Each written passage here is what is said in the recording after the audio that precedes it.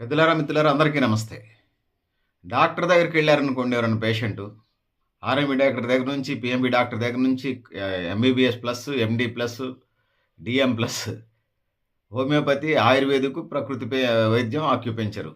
ఏ doctor దగ్గరికి వెళ్ళినా ప్రధానంగా నోరు తెరవమంటాడు. నోరు తెరిసి నాలుక చూపించమంటాడు.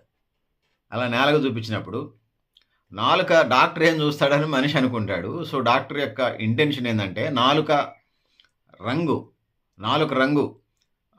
తేమతోని పూతని చూసి తేమ మీద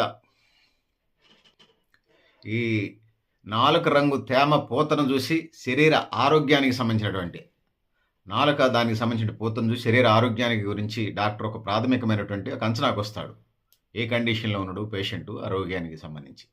ఇక రెండో అంశం వచ్చినప్పుడు మళ్ళీ నాలుక ఒకవేళ తెల్లపోతుంటే నాలుక చూసినప్పుడు తెల్లపోత గాని లేకపోతే అంటే తెల్లపోతుందనుకోండి నాలుక మీద ఉన్నప్పుడు జీర్ణ సమస్యలు అంటే డైజెషన్ కడుపుకు సంబంధించినటువంటి జీర్ణ సమస్యలు, అరుగుదలకు సంబంధించిన సమస్యలు, ఇన్ఫెక్షన్స్ ఉన్నాయనేది భావిస్తాడు. ఇక మూడోది నాలుక పసుపు రంగులో ఉంటే కామెర్లు వచ్చినాయా అంటే లివర్ సమస్యలు, జ్వరం సింబాలిక్‌గా భావిస్తాడు. అంటే డాక్టర్ ట్రీట్మెంట్ ఏ వైపు నుంచి ఒకవైపు నుంచి స్టార్ట్ చేయాలి కాబట్టి. సో, ఈ యాంటీబయాటిక్ పెడతారు, సంబంధించినటువంటి టాబ్లెట్స్ ఇస్తారు, అవసరమైనప్పుడు టెస్టులు పంపిస్తారు అదొక భాగం. ప్రాథమికంగా పేషెంట్ మీద డాక్టర్ ఒక ఐడియాకి రావడం కోసం ఇవన్నీ చేస్తుంటారు.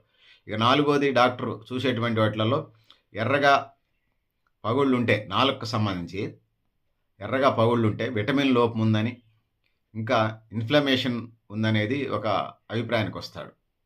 సో, ఇక ఐదోది నాలుక ఇట్లా పెట్టి చూసినప్పుడు దీర్ఘకాలంగా గాయాలు, రంగు మార్పులు ఉంటే పరీక్షలు అవసరమని, ఇది ప్రారంభ హెచ్చరిక మాత్రమే అని చెప్పేసి నిర్ధారణ చేసుకుంటాడు. సో, ఇది నాలుక రంగు తే తే తేమ పోత్తోనుందా, లేకపోతే తెల్లపోత్తోనుందా, లేకపోతే పసుపు రంగులో ఉందా, లేకపోతే ఎర్ర రంగులో ఉందా, లేకపోతే నాలుక దీర్ఘకాలికంగా ఉన్నటువంటి మచ్చలు, గాయాలతో ఉందా, వీటన్నిటిని బట్టి ఒక అంచనాకి రావడానికి అది ప్రాథమికంగా అవసరం పడుతుంది.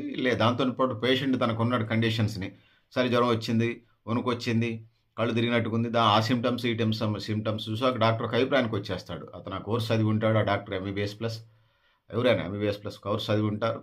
వాళ్ళు ఆ రెగ్యులర్ కేసులు చూస్తుంటారు. ఒక ఐడియా ఉంటుంది.